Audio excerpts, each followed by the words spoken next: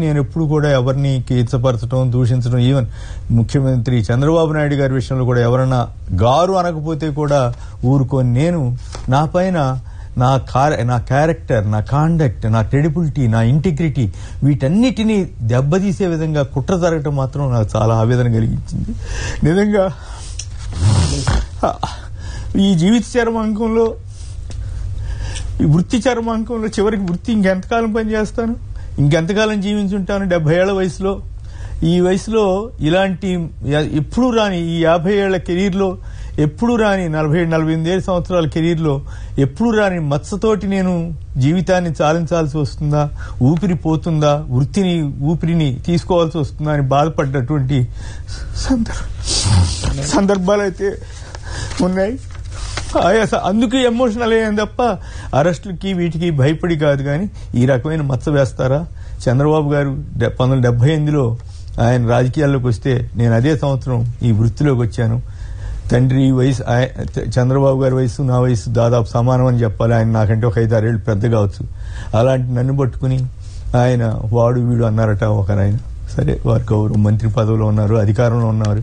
వారు ఏం మాట్లాడినా తండ్రి వయసులో ఉన్న వాళ్ళని సైతం మరి గౌరవించకుండా అట్లా మాట్లాడటం, నేను తప్పు చేశానా లేదా అన్నది సుప్రీంకోర్టు చెప్పింది కాబట్టి బయటపడ్డాను కాబట్టి కాస్త ధైర్యంగా మేము ముందుకు రాగలిగాను. కానీ భావోద్వేగానికి గుర్తుకొచ్చినప్పుడు మాత్రం నాకు ఈ రకమైన బురద పడుతుంది, మచ్చ వేస్తున్నారే అనే బాధ మాత్రం నాకు కలిగింది.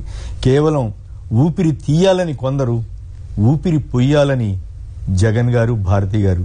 నిజంగా నాకు పునరుజ్జీవనం అంటే ఎట్లా ఉంటుందో ఈ రోజు నేను స్వయంగా చూస్తున్నాను. అందుకు వారికి నా శతకోటి నమస్కారాలు తెలియజేస్తున్నాను. ఊపిరి తీయటం కష్టంగా పెద్ద ఇష్యూ కాదు, ఊపిరి పోయటం కష్టం. అలాంటి ఊపిరి పోసి నాకు మళ్ళీ ఈ అవకాశం, ఇట్లా పైగా ఆశ్చర్యం నాకు ఆ జైల్లో ఉన్నంతకాలం నాకు వార్తా విశేషాలు వీటి గురించి పెద్దగా తెలిసేది. కానీ కేఎస్ఆర్ లైవ్ షో నేను లేనప్పుడు కూడా అదే బ్రాండ్తో కొనసాగించడం అంటే నా పట్ల ఎంత గౌరవాభిమానాలు చూపించారు. వారికి నేను ఏ రకంగా కృతజ్ఞతని తెలుపుకోగలను నాకు అర్థం కాదు. వారికి నేను ఏ రకంగా కృతజ్ఞతని తెలుపుకోగలను నాకు అర్థం కాదు. కానీ ఆ స్థాయిలో దాన్ని వారు ఆ గౌరవాన్ని ఇచ్చినందుకు మరీ ధన్యవాదాలు.